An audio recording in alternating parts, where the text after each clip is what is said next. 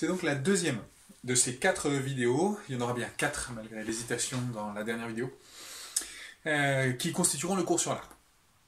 Dans la première vidéo, on a essayé de préciser le concept d'art en le distinguant d'une part de la nature et d'autre part de la technique. Cette seconde vidéo a pour objectif de définir quel type d'objet, quel type de choses sont les œuvres d'art si jamais c'est possible. Et si on reprend ce qu'on a déjà posé, on a déjà établi effectivement qu'il y a une commune mesure, un point commun, entre les œuvres d'art et les objets techniques. Cette commune mesure, c'est que toutes les deux sont des libres réalisations de l'esprit humain. L'homme se fait créateur, dans l'art comme dans la technique, c'est-à-dire qu'il introduit dans la nature des finalités qu'elle n'avait pas par elle-même. Alors que la nature est une stricte nécessité causale aveugle, l'homme introduit par son esprit, en se représentant la fin de son activité avant de l'avoir réalisée, ce qu'il va faire et par conséquent, il se fait libre créateur. À ce titre, donc, il y a identité de l'art et de la technique, et c'est la raison pour laquelle on a tendance souvent à identifier les deux, en essayant de chercher, par exemple, quelle est l'utilité, quel est le type de fonctions qui sont particulières aux œuvres d'art. On avait déjà identifié 3 fonctions qui sont couramment attribuées aux œuvres d'art. Souvent, on dit qu'elles sont divertissantes, et ce à quoi on pense en particulier dans ce type de cas-là, c'est à la décoration, à l'amusement, les pièces de théâtre, ou alors la musique qu'on écoute quand on est en train de faire son footing. Bref, l'œuvre d'art, dans ce contexte-là, a une sorte d'arrière-plan qui n'a pas lui-même... qui n'est pas une réponse à un besoin immédiat, sinon une détente, sinon un relâchement, un repos de l'esprit qui lui permet de mieux habiter, de mieux vivre au quotidien. Donc il y a du délassement et du divertissement dans cette première fonction-là. La seconde, c'est une fonction de documentation. L'art permettrait de savoir des choses, et souvent on pense à ça en voulant dire par là qu'il nous permet d'accéder à une époque lointaine. Il a une fonction historique, raison d'ailleurs pour laquelle il y a beaucoup de musées d'art qui documentent le passé grâce aux œuvres d'art. Et enfin, on dit souvent que l'œuvre d'art elle a pour fonction de transmettre un message. On peut penser à plusieurs, d'ailleurs, usages vraiment importants dans l'histoire de l'art en tant que forme de transmission. Par exemple, la peinture religieuse. Il y a une vocation morale d'énormément de peintures religieuses qui avaient exactement pour objectif le fait de transmettre un message, par exemple en éduquant le peuple qui n'avait pas accès à la lecture de la Bible. Eh bien, on utilisait la forme picturale, les images en réalité, de manière à pouvoir faire en sorte que le message biblique soit compris sans qu'on ait pour autant accès à l'écriture. De sorte que ces 3 fonctions, elles permettraient d'identifier un certain genre d'objets techniques en tant qu'œuvre d'art. Et en ce sens-là, les œuvres d'art, elles feraient partie, ce serait un groupe particulier des objets techniques qui répondraient à des fonctions spéciales. Ce qu'il faut pourtant poser, c'est que toutes les œuvres d'art ne remplissent pas ces 3 fonctions à la fois, et que certaines œuvres d'art ne remplissent aucune de ces 3 fonctions, de sorte que le premier point qu'on doit établir, semble-t-il, c'est que l'art, ses fonctions, l'utilité, c'est contingent à l'art. Il y a une indépendance de l'art et de l'utilité, et qui est le premier point qu'il faudrait qu'on examine. D'abord, ces 3 fonctions, elles peuvent être remplies par des choses qui ne sont pas des œuvres d'art. Par exemple, le divertissement, on en avait déjà parlé dans la vidéo précédente, il peut parfaitement être rempli par des spectacles qui n'ont pas un caractère esthétique, comme par exemple des combats de gladiateurs. La fonction de documentation, elle est très souvent remplie par des objets qui ne sont pas spécialement des œuvres d'art, comme par exemple des textes intimes, un journal personnel, ou alors un texte officiel. Même une maison, en fin de compte, constitue un document historique, et en tant qu'objet d'habitation, elle n'est pas une œuvre d'art, mais véritablement un objet technique. Et enfin, transmettre effectivement un texte comme un essai théorique peut parfaitement avoir une fonction de transmission, de sorte que ces 3 utilités ne permettent pas de définir les œuvres d'art parce qu'elles ne lui sont pas particulières. Elles sont accidentelles aux œuvres d'art et non pas essentielles aux œuvres d'art. On pourrait par exemple penser aux natures mortes, les peintures que sont les natures mortes, qui ne transmettent pas spécialement un message, qui n'ont pas spécialement de fonction de divertissement, ni de fonction de documentation, de sorte qu'il y a des œuvres d'art qui ne remplissent aucune de ces fonctions, et ces fonctions, pouvant être remplies par autre chose que des œuvres d'art, elles sont bien contingentes aux œuvres d'art. Donc le premier point ici que vous devez pouvoir maîtriser, c'est ça. Ok, vous devez pouvoir montrer qu'il y a une indépendance, une contingence, une accidentalité de l'utilité des fonctions habituelles qu'on attribue aux œuvres d'art et des œuvres d'art. Deuxième point qu'il faut montrer pour bien clarifier cette distinction entre l'art et la technique, c'est que, il y a souvent un conflit en fait entre les deux. Souvent, la perspective de construire quelque chose de manière utile, ça implique une certaine conformation. Et cette conformation, elle peut entrer en conflit, elle peut empêcher la réalisation de propriétés esthétiques, de propriétés artistiques. Par exemple, c'est quelque chose qu'on voit super bien dans l'architecture. Dans l'architecture, on voit par exemple qu'il y a des constructions qui sont faites dans un esprit artistique, okay, en vue de la beauté, et qui, parce qu'elles sont faites dans cette direction-là, perdent en utilité. C'est le cas par exemple de beaucoup de monuments religieux. En effet, à Barcelone, la Sagrada Familia est un excellent exemple de ces architectures monumentales qui pourtant, dans leur construction même, puisqu'elles ont une visée esthétique, perdent en utilité. En effet, une église, c'est notoire, est un bâtiment qui est difficile à chauffer, qui ne peut rien accueillir d'autre que des spectacles occasionnels et qui, même dans ce contexte-là, n'est pas fait pour offrir les particularités techniques les plus favorisantes. Alors certes, il y a souvent une constitution qui prend en compte l'acoustique des lieux de manière à permettre, par exemple, les chants, okay, qui sont traditionnellement faits dans les églises, puisque les cérémonies sont accueillies par les églises, mais on remarquera qu'encore une fois, le chant lui-même, c'est pas quelque chose qui a une vocation utilitaire. Okay. Inversement, si on veut construire un bâtiment qui soit extrêmement utile, alors la propriété artistique, sa dimension de beauté va être supprimée. C'est le cas par exemple des maisons pavillonnaires qui sont reproduites à l'identique et dans lesquelles on peut facilement habiter, qui sont faciles à chauffer, mais qui par contre n'ont strictement aucune propriété esthétique. Donc en architecture, on a un très très fort exemple de ce conflit entre la forme, d'une part, qui rend possible en tant que spectacle d'avoir affaire à la beauté, affaire à de l'art, et au contraire la fonction qui, elle, au contraire, exprime la vocation technique, la vocation utilitaire des constructions. C'est ce conflit entre la forme et la fonction en architecture qui permet de bien illustrer le fait que l'art et la technique, encore une fois, sont indépendants l'un de l'autre. Et plus qu'indépendants même, puisqu'ils sont susceptibles d'entrer en conflit. Par conséquent, il y a eu une caractérisation qui semble pertinente d'admettre, c'est qu'en fin de compte, et on le dit d'une manière d'ailleurs souvent assez provocatrice, mais on le reconnaît néanmoins, l'art est inutile. Alors souvent, ce qu'on dit quand on dit que l'art est inutile, quand on dit que l'art ça sert à rien, ce qu'on veut dire par là, c'est qu'on pourrait s'en passer. C'est qu'en fin de compte, on n'en a pas besoin, qu'en fin de compte, il est superflu, superficiel, et qu'il ne répond à aucune véritable valeur humaine, et que par conséquent, si on supprimait l'art du monde, le monde ne s'en porterait pas moins bien. Donc ce qu'on veut dire quand on dit que l'art est inutile, et qu'on veut entendre dire par là qu'en fait, il devrait ne pas exister, c'est qu'il n'y a aucune autre valeur que l'utilité. La seule valeur que serait susceptible de recevoir un objet, c'est son utilité. Pas d'utilité égale sans valeur.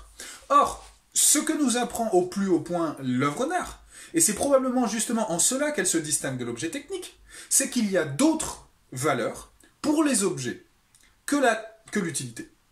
Qu'il y a en art d'autres valeurs que l'utilité, et c'est précisément ça qui caractérise l'art. Remarquons d'ailleurs qu'on n'a en général pas la même attitude à l'égard d'un objet technique qu'à l'égard d'une œuvre d'art. À l'égard d'un objet technique, on a une attitude d'utilisateur. Mon stylo, il est fait pour être attrapé par ma main, et c'est d'ailleurs cette utilité qui définit sa forme. Au contraire, le tableau que j'ai chez moi, ou un morceau de musique, ils ne sont pas faits pour être utilisés, ils sont faits pour nous mettre dans une disposition de spectateur. À l'égard des objets techniques, je suis utilisateur. À l'égard des œuvres d'art, je suis spectateur. Par conséquent, si on doit identifier quelle est la valeur des objets techniques et des œuvres d'art, excusez-moi, et qu'est-ce qui permet de les distinguer, qu'est-ce qui caractérise les objets d'art, alors il nous faut exactement savoir quelle est la valeur qui met en jeu le spectacle. Quelle est la valeur recherchée par les objets spectatoriaux? Que sont les œuvres d'art? La réponse semble claire, même si le concept lui-même doit être rigorifié et construit, c'est la beauté. Ce qui est visé par le spectateur face à une œuvre d'art, c'est la beauté de l'œuvre d'art. Donc, on reprend ici. Avec trois éléments. D'abord, le fait que les fonctions techniques sont contingentes aux œuvres d'art. Ensuite, le fait qu'il y ait un conflit entre l'utilité et la beauté. Et enfin, les différentes attitudes que le spectateur a à l'égard d'une œuvre d'art, il n'est pas utilisateur, il est spectateur, alors on peut effectivement produire une distinction entre les objets techniques et les œuvres d'art. Et cette distinction, elle va nous permettre d'interroger la valeur spéciale, la caractéristique des objets d'art qu'est la beauté.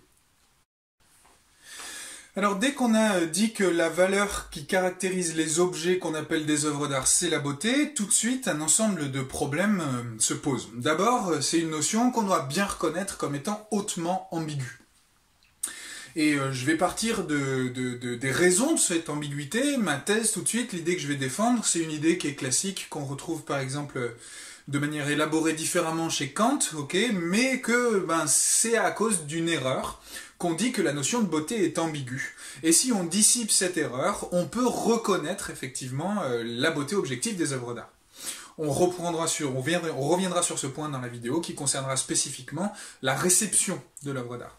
On va élaborer ici une théorie de la beauté non pas en tant que sentiment ou jugement de la part d'un spectateur, mais en tant que propriété d'un objet qui, justement, parce qu'il remplit cette propriété, satisfait cette propriété, est considérable comme une œuvre d'art. Alors, l'assimilation fausse qu'on fait, justement, c'est qu'on considère que la beauté, c'est quelque chose qui se trouve dans le spectateur. Et en général, on assimile la beauté au plaisir. On dit d'une œuvre d'art qu'elle est belle, à condition qu'elle nous plaise. Si elle ne nous plaît pas, on va dire qu'elle n'est pas belle. De sorte qu'on identifie beauté et plaisir, beauté et agréabilité. Et au contraire, la laideur avec le déplaisir et avec le dégoût. Donc le beau, ce serait l'agréable. Et je pense qu'il y a un argument assez facile pour montrer que c'est pas le cas. Pour montrer que le beau et l'agréable, c'est pas la même chose. Pour cela, il faut s'arrêter un peu et identifier ce qu'on appelle l'agréable. C'est-à-dire véritablement le plaisir au sens le plus strict du terme. Et le plaisir, il semble que, au sens élémentaire qu'on donne à cette notion-là, ce soit quelque chose qui concerne le corps. J'éprouve du plaisir, par exemple, quand je mange un mets qui satisfait mes papilles. J'éprouve du plaisir, et un des points qui sont les plus clairement explicites, si on veut élaborer une théorie du plaisir, c'est de penser à ce que c'est qu'un orgasme. Dans un orgasme, effectivement, j'ai localement, dans un endroit particulier de mon corps, qu'est les parties génitales, un sentiment de plaisir qui est déclenché localement et qui rayonne dans mon corps à partir de ce point-là. De même, quand je mange, par exemple, un mets sucré, comme, admettons, une glace au chocolat, je vous vois venir bande de gourmands, c'est dans la bouche que ce plaisir va être produit et ensuite rayonné sous la forme d'une détente dans le reste du corps. Autrement dit, quand on parle de plaisir et quand on parle de quelque chose d'agréable, on parle d'un endroit, Le massage qu'on nous fait à un endroit où on avait par exemple une tension détend cet espace-là et c'est ça qu'on appelle du plaisir. Donc le plaisir, c'est quelque chose qu'on ressent qui est lié à un organe, qui est lié à un endroit du corps. Or, quand on regarde une œuvre d'art, comme un tableau de peinture, quand on écoute une œuvre d'art comme un morceau de musique, il semble qu'il n'y ait strictement aucune sensation de cet ordre-là. Quand je regarde un tableau, même si c'est le tableau le plus beau de l'univers, il n'y a pas une excitation interne à mon œil qui ressemble à la détente d'un massage ou à la jouissance d'un orgasme. De même, quand j'écoute un morceau de musique, il n'y a strictement aucun plaisir localisé dans mon corps, de sorte que tout de suite, simplement au niveau de la définition, si on entend bien par plaisir quelque chose de corporel, alors c'est pas de ça qu'il s'agit en matière de beauté. Le beau n'est pas le plaisir. D'ailleurs, c'est vachement ambigu ce que c'est que la beauté. Et pour la caractériser au moins de manière négative, elle n'est pas seulement liée à l'observation, à la contemplation passive, au fait de regarder avec les organes des sens, que ce soit l'ouïe, la vue ou un autre organe des sens, un objet. Il y a plus que ça. Il y a une réflexion. Il y a éventuellement des émotions. Il y a par conséquent, dans ce qu'on appelle la beauté, quelque chose qui est plus complexe que simplement mon sentiment personnel. Alors, la question qu'on peut se poser, c'est si c'est pas simplement une propriété qui déclencherait un sentiment de plaisir interne, qu'est-ce que c'est qu'on appelle la beauté ? Caractériser la beauté comme propriété objective, ça suppose de faire appel à certaines intuitions. On peut assez facilement reconnaître d'ailleurs qu'il y a des contextes dans lesquels l'esprit se trouve à son aise. Dans lequel, pour le dire comme ça, dans une première approche, on se sent bien.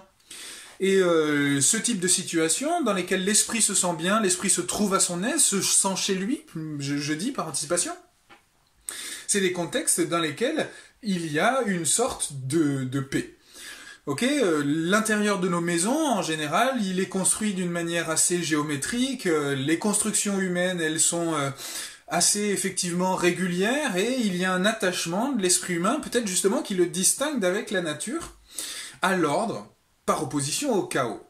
Et cette détente, ce sentiment de repos que l'esprit trouve devant l'ordre, par opposition au chaos, il peut déjà nous donner une indication vers, entre nous, vers les raisons pour lesquelles on a pu tenter de produire une caractérisation objective de la beauté. Et effectivement, traditionnellement, d'abord dans les œuvres d'art, avant même d'en faire la théorie, on peut remarquer qu'il y a un rôle fondamental des proportions et de la régularité de cet ordre qu'on commençait à évoquer. Donc voilà la thèse qu'on va pouvoir maintenant élaborer. La beauté, on peut la caractériser objectivement comme des propriétés de symétrie, des propriétés d'ordre et en général ce qu'on va appeler l'harmonie d'une œuvre, son harmonie objective. Vous pouvez, parce que vous les avez étudiées à l'école, facilement identifier certaines manifestations de cet ordre. Par exemple, en poésie, ça sera le rythme, la construction, le nombre de syllabes qui se répètent et que comporte un vers, mais aussi la rime, la manière dont se termine un vers de manière à produire à nouveau des effets de symétrie. Ça sera par exemple dans l'architecture, les structurations de symétrie au sens littéral. Par exemple, on peut penser à l'architecture grecque qui littéralement mathématise ces constructions de manière à pouvoir leur faire épouser des figures mathématiques parfois assez élaborées, comme par exemple les rectangles d'or, qui ont donné leur forme au Parthénon par exemple. On peut aussi penser dans les autres arts comme en musique, et là je vais m'arrêter un peu pour élaborer plus cet exemple particulier, à la construction géométrique des notes. Un point qui illustre très bien cette thèse, que la beauté c'est des propriétés objectives, c'est le fait que dans la musique, toutes les notes sont distinguables géométriquement. L'auteur auquel ici on pourrait faire référence et qu'on pourrait convoquer dans le contexte d'une dissertation, c'est Pythagore. Pythagore parce que, d'une part, c'est un auteur qui pose, qui adhère un peu comme vos profs de maths souvent, à l'idée selon laquelle les mathématiques sont partout. Le monde est mathématiquement structuré. Ce qui veut dire par là, c'est que si j'étudie les mathématiques, je me donne des instruments pour comprendre la structure réelle de l'univers. On prend traditionnellement certains objets pour le faciliter. On sait par exemple que dans le chou romanesco, qui est une variété de chou, il y a un type de forme qui s'appelle la fractale, c'est-à-dire un rapport d'infini mathématique, dans lequel une structure se répète à l'intérieur d'elle-même de manière infinie, ce qui permet effectivement, par identification de sa forme, de pouvoir comprendre sa structure géométrique dans l'ensemble. Et c'est cette idée que le monde est mathématiquement, géométriquement structuré, que Pythagore élabore et qui lui permet de formuler la première théorie musicale. En effet, ce que Pythagore montre, c'est que la différence entre les notes qu'utilisent spontanément, sans y avoir fait attention, les musiciens, par exemple en construisant une guitare, c'est des harmonies, c'est des constructions qui sont mathématisables. Il utilise, lui, pour le montrer, un instrument qu'on appelle monocorde. C'est le truc le plus simple du monde. Vous prenez une caisse de résonance, vous lui mettez un manche et vous dressez une corde jusqu'à la caisse de résonance. Et c'est pour ça que ça s'appelle un monocorde. Il est aussi très intéressant parce qu'il permet d'étudier de manière abstraite le fonctionnement d'un instrument de musique du fait de sa simplicité.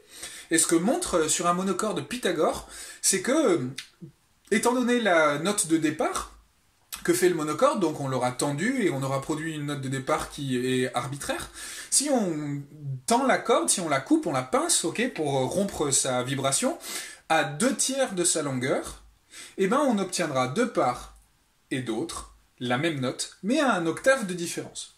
De sorte que, vous savez, sur la construction d'un piano, quand on passe du Do au Do, on passe d'un octave à l'autre, on obtient la même note en changeant d'octave, exactement de la même manière, et c'est ça le principe de construction d'un piano d'ailleurs. Quand on prend une corde d'une longueur quelle qu'elle soit, si on la sépare aux 2/3, 1/3, alors les deux parties font exactement la même note. La même note, ça veut dire que si on les superpose, on ne peut plus les distinguer.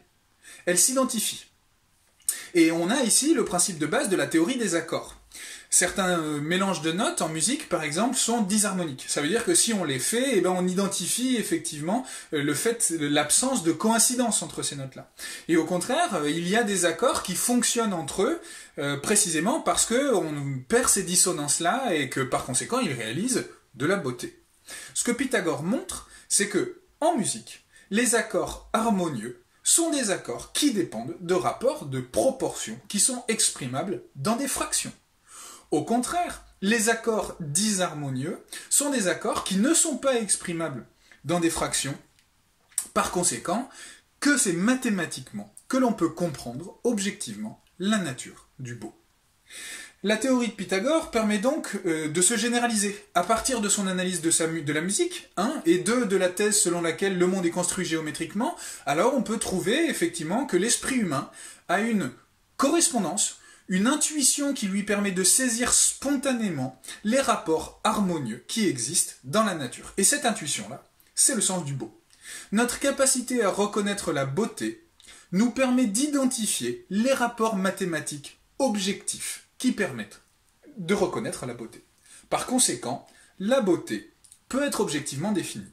Et un objet est un objet d'art s'il est construit selon les lois de l'harmonie. Il y a plusieurs manières pour les artistes d'avoir incarné cette thèse de Pythagore. La première, c'est la plus simple, on était en train de la décrire, c'est quand il y a des symétries objectives, des symétries qui sont identifiables dans la perception, comme par exemple dans l'architecture grecque ou dans la poésie classique. Ok, mais il peut y avoir des formes beaucoup plus élaborées de cette symétrie-là, comme par exemple, peut-être que vous pouvez imaginer ce que c'est que la construction d'un ballet, une danse donc collective dans la musique classique, qui serait structurée par rapport à la manière dont on la voit sur le dessus. Du dessus, il y a les ballets, ils ont des règles de construction, et ces règles de construction, elles dépendent de règles géométriques, donc de déplacement des danseurs à l'intérieur de la scène. Et c'est ces règles de géométrie là qui ne sont pas directement perceptibles du point de vue du spectateur. Lui, il ne voit que le résultat de face, ok, mais elles contribuent à l'élaboration du spectacle et elles permettent néanmoins d'avoir des effets esthétiques du point de vue du spectateur. De sorte que, effectivement, c'est une théorie qui est généralisable, qui permet d'identifier toutes les œuvres d'art si elles satisfont cette condition, qu'est la beauté. On peut donc définir cette fois-ci, par différence de la technique, ce que c'est qu'une œuvre d'art. Une œuvre d'art, c'est un objet fait par l'homme, même si une fleur, elle a ses propriétés géométriques, par exemple c'est le cas des orchidées, ok, qui ont cette propriété effectivement de construire des symétries qui sont originales, qui ne sont pas binaires et qui par conséquent, par exemple parce que elles se construisent des symétries avec plusieurs axes, ok, puisqu'il y a une triple symétrie dans la construction d'une orchidée. Par conséquent, effectivement, il y a des beautés naturelles. Mais elles ne sont pas pour autant des œuvres d'art. Ce sont parmi les productions humaines celles qui satisfont ces propriétés objectives d'harmonie interne. Une œuvre d'art, c'est un objet fabriqué par l'homme qui satisfait des propriétés d'harmonie interne. On a une définition. Cette définition, effectivement, on peut néanmoins, dans un second temps, la mettre en question. Même si elle permet de rendre compte d'une énorme part de l'histoire de l'art, et même dans l'art contemporain au sens de l'art qui est fait aujourd'hui, encore une fois d'une énorme part des œuvres qui sont faites, même par exemple pour des œuvres qui semblent souvent détachées de la recherche de la beauté, les propriétés de symétrie, elles conservent une importance fondamentale. Donc la première chose qu'il faut bien établir, c'est qu'elle est intéressante cette théorie. Elle est opératoire parce qu'elle permet d'identifier, de distinguer une œuvre d'art de tout le reste des productions humaines. Toutefois, on peut effectivement essayer d'élaborer ses limites, envisager une transition vers peut-être une théorie qui soit plus satisfaisante. Parce que d'une part, il y a clairement dans l'histoire de l'art des œuvres d'art qui ne satisfont pas ces critères. Il y a des œuvres d'art, par exemple, qui se fichent de la beauté, c'est-à-dire pour lesquelles c'est manifestement pas le critère. Un exemple traditionnel, c'est le réalisme. Le réalisme, par exemple en peinture, c'est un type d'œuvre d'art qui n'a pas du tout pour objectif d'être beau, mais qui a simplement pour objectif de traduire le réel tel qu'il est. En fait, derrière le projet réaliste, il y a une critique des esthétiques classiques, de l'esthétique du beau, de l'art qui vise la beauté. Et ce projet, effectivement, il revient à dire, mais il ne faut pas embellir la nature, parce qu'embellir la nature, ça revient à mentir. L'objectif de la peinture, ça doit être de rendre au mieux la réalité telle qu'elle est et non pas de la contrefaire pour essayer d'en donner une version humanisée. De sorte que le réalisme en peinture, c'est un courant artistique qui va se construire explicitement contre l'idée de beauté en art. Et on peut aller plus loin en envisageant par exemple l'existence de peintures ou d'œuvres d'art en général qui s'érigent contre la beauté, qui recherchent à l'opposé de la beauté la laideur. On peut penser par exemple dans l'art contemporain à tout un ensemble d'œuvres d'art qui font de la provocation leur raison d'être.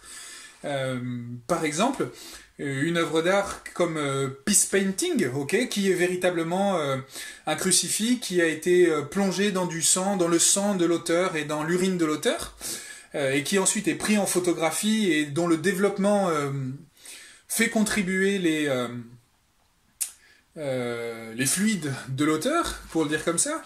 Effectivement, cette œuvre d'art-là, elle a pour objectif de baigner dans la laideur. Et donc, elle se distancie totalement d'une esthétique où c'est l'harmonie interne de l'œuvre qui ferait que c'est une œuvre d'art. Donc, le premier groupe d'objections qu'on peut faire, c'est qu'il existe factuellement des choses qui sont tenues comme étant des œuvres d'art et qui ne visent pas la beauté, qui s'émancipent de la beauté. Il faut remarquer qu'à ce type de théorie, on peut faire une réponse, et la réponse assez courante que vous avez déjà dû entendre d'ailleurs revient à dire oui, mais justement, ce ne sont pas des œuvres d'art. C'est ce que vous voulez. C'est du divertissement pour les foules, c'est de la politique, c'est une manière de manifester son rejet pour une idée qui existe, donc elle a un intérêt social, par exemple, de provocation, mais ce ne sont pas des œuvres d'art. Donc, on aurait ici une attitude qui consisterait à dire l'art, il a été défini. Or, l'objet qu'on a tout de suite ne correspond pas à cette définition, par conséquent, il ne fait pas partie des œuvres d'art. Peut-être cependant qu'on peut trouver une objection plus forte. Et une objection qui attaquerait non pas la beauté, mais l'idée d'objectivité de l'œuvre d'art. Et c'est cette objection-là que je vais essayer de travailler maintenant. Donc, on reprend. Contre l'idée que l'art et la technique, c'est la même chose, on peut essayer d'élaborer une définition objective des œuvres d'art, en utilisant la beauté comme critère d'harmonie, de propriété géométrique et de symétrie qui permettent d'identifier les œuvres d'art. Le problème qu'on va exposer maintenant, c'est l'idée même selon laquelle on pourrait dire objectivement ce que c'est qu'une œuvre d'art. Et je pense ici à un auteur qui s'appelle Nelson Goodman, et qui à mon avis est vraiment un des auteurs contemporains les meilleurs dans les classiques en tout cas, sur la théorie de l'art, parce que c'est un logicien à la base. Cet auteur, il a une formation en logique et c'est vachement intéressant parce que souvent on a tendance à opposer complètement la science et l'art, la logique et l'art, comme on oppose la raison et la passion d'ailleurs. Comme on oppose, comme je l'ai fait tout à l'heure, la sensation et l'intelligence. Et c'est précisément parce que lui c'est un logicien et qu'il attaque, si vous voulez, les œuvres d'art comme des questions de logique qui donnent à la théorie de l'art un apport complètement nouveau. Le point de départ de son argument, il est le suivant. Un objet, le même objet, sans aucun changement, peut tantôt être et ne plus être une œuvre d'art. Par exemple, on peut penser à une œuvre d'art contemporaine qui s'appelle La Fontaine et qui a été réalisée en 1917 par Marcel Duchamp et qui est un urinoir. C'est des chiottes, et rien que des chiottes. Donc Marcel Duchamp, dans une exposition à New York, a pris des chiottes et il les a foutus sur un présentoir et il a dit « Tadam, this is art ». Alors il y a tout un ensemble de choses qui entourent la production de cette œuvre d'art et qui mériteraient d'avoir une discussion à elle seule. Par exemple, il y a une signature sur l'œuvre d'art, sur l'urinoir, et c'est pas M Duchamp, c'est R.MUTT. R.MUT. Alors, il y a pas mal de choses à dire, il y a des interprétations, encore une fois, ici, on va trouver un point qui est intéressant, c'est que, on peut faire un peu toutes les évocations qu'on veut à partir d'une œuvre d'art. Ici, par exemple, certains disent que Armut, en allemand, ça désigne la pauvreté, et justement, c'est une manière de défier la dimension de richesse ostentatoire, d'appartenance bourgeoise du milieu de l'exposition artistique, et que, par conséquent, il y a une provocation contre cette bourgeoisie de l'art qui est faite dans l'exposition d'un urinoir. Et c'est pas ce point-là qui va nous intéresser, parce que ça revient encore à faire comme si, en fin de compte, il y avait une propriété objective de l'œuvre qui permettait de l'identifier comme étant une œuvre d'art. Au contraire, on pourrait dire que Hermout, c'est une manière de dire en anglais ou en français que l'art mute, en français ou en anglais que art is mute, c'est-à-dire que l'art est muet. Et par conséquent, de dire justement que c'est pas dans l'œuvre qu'il y a art, que l'art, il est ailleurs que dans l'œuvre. C'est des chiottes, et rien d'autre que des chiottes. Il y a aussi une interprétation qui consiste à dire qu'ils ont été renversés et que ce renversement des chiottes, c'est un renversement de l'art. Mais ces interprétations, elles me semblent un peu tirées par les cheveux. Et simplement, le geste artistique consiste à mettre des chiottes sur un présentoir d'exposition dans une exposition d'art. C'est tout. Et le geste est suffisant pour montrer que c'était des chiottes. Et ça devient une œuvre d'art. Et si je les prends de ce présentoir et que je les remets dans des toilettes, ça redeviendra des chiottes. De sorte qu'ici, on a un exemple selon lequel un objet n'était pas et peut ne plus être une œuvre d'art, sans aucun changement objectif. Par conséquent, on a un exemple selon lequel une même chose peut être sans changement objectif et ne plus être une œuvre d'art, ce qui donne un argument très fort pour anéantir l'idée d'une définition objective de l'œuvre d'art. Il y a plein d'autres exemples. Nelson Goodman prend par exemple l'exemple d'une toile comme la Joconde qu'on utiliserait, ça a été le cas par exemple pour certaines des productions de Picasso qu'on utiliserait comme bouche-évier. Si cette toile qui est considérée universellement comme une œuvre d'art était dans les mains de quelqu'un qui ne sait pas du tout que c'est une œuvre d'art et qui l'utilisait pour boucher un trou de son évier, alors effectivement elle perdrait son statut d'œuvre d'art, ça serait un bouche-évier, ça ne serait plus la Joconde de Léonard de Vinci. Inversement, quelque chose comme un pare-choc ou un caillou peut, parce qu'il est exposé dans un musée, devenir une œuvre d'art. Donc, voilà ce que pose Goodman. On se trompe. Quand on cherche à essayer de définir objectivement ce que c'est qu'une œuvre d'art, on a une recherche qui est erronée. On ne devrait pas se demander qu'est-ce que c'est que l'art, qu'est-ce qu'un objet d'art, mais quand est-ce qu'une chose commence à avoir la fonction, obtient la valeur qu'on appelle œuvre d'art. Donc, œuvre d'art, chez Nelson Goodman, c'est plus un type d'objet, c'est plus un ensemble de propriétés qu'on pourrait définir une fois pour toutes, et qu'un objet pourrait satisfaire ou ne pas satisfaire, c'est une fonction. Ce que se demande Nelson Goodman, c'est quand est-ce qu'un objet fonctionne comme une œuvre d'art. Et à ce titre, j'avance un peu la proposition que fait Nelson Goodman, et si vous voulez, elle revient à dire que la particularité des œuvres d'art, c'est qu'il ne s'adresse pas juste à la sensibilité. C'est pas simplement du plaisir que je ressens comme quand je me goinfre d'une glace au chocolat. Et c'est pas non plus quelque chose de strictement théorique, comme je suis en train d'élaborer la solution d'un problème de mathématiques. C'est précisément quelque chose qui est un jeu subtil entre nos émotions, notre perception et notre intelligence. Et il y a œuvre d'art précisément au moment où ces trois dimensions de l'existence humaine se composent. C'est ça qui fait l'énorme puissance évocatrice d'une œuvre d'art. En ce sens, quand je regarde un nuage et que j'y vois des dragons, quand je regarde la mer et que je vois dans ces tourbillons des fractales, eh bien je suis déjà dans une attitude de spectateur par rapport à quelque chose qui commence à fonctionner comme une œuvre d'art.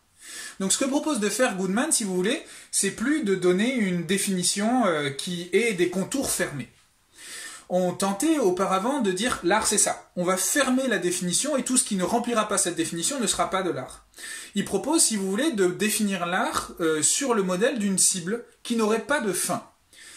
Ça veut dire qu'au centre de la cible, il y a des choses qui sont absolument évidemment des œuvres d'art. Ainsi, la peinture classique, l'architecture classique, la poésie classique sont évidemment des œuvres d'art. Mais petit à petit, il y a tout un ensemble d'objets qui remplissent certaines de ces propriétés, mais pas toutes, de sorte que le concept d'œuvre d'art, même s'il peut être construit, même si on peut l'identifier par ce fonctionnement triangulaire de la perception de l'émotion et de l'intelligence, néanmoins, il n'a pas de limite extérieure. Donc, il y a des choses qui sont plus ou moins des œuvres d'art, mais on ne peut pas définir pour autant, objectivement, une fois pour toutes, des œuvres d'art. Okay ? Donc la question qu'on s'était posée, et qui était l'objectif de cette vidéo, c'est peut-on objectivement définir une œuvre d'art ? Et la réponse qu'on a avec cette élaboration, certes, les œuvres d'art ne sont pas des objets techniques, on peut les distinguer. On peut les distinguer notamment parce qu'on a une attitude de spectateur à leur égard. Cependant, il ne semble pas que ce soit des propriétés objectives qui permettent de circonscrire exactement ce qui est et ce qui n'est pas une œuvre d'art. Même si la beauté fait partie des choses pour lesquelles on est tous d'accord pour dire que là, il y a le plus évidemment quelque chose qui est de l'art. Néanmoins, autour de cette beauté qui est le cœur de l'art, il y a un rayonnement symbolique, qui est la conjonction triangulaire de nos facultés, perception, émotion, intelligence, et qui permet effectivement de nier une définition absolue, objective, définie de l'œuvre d'art.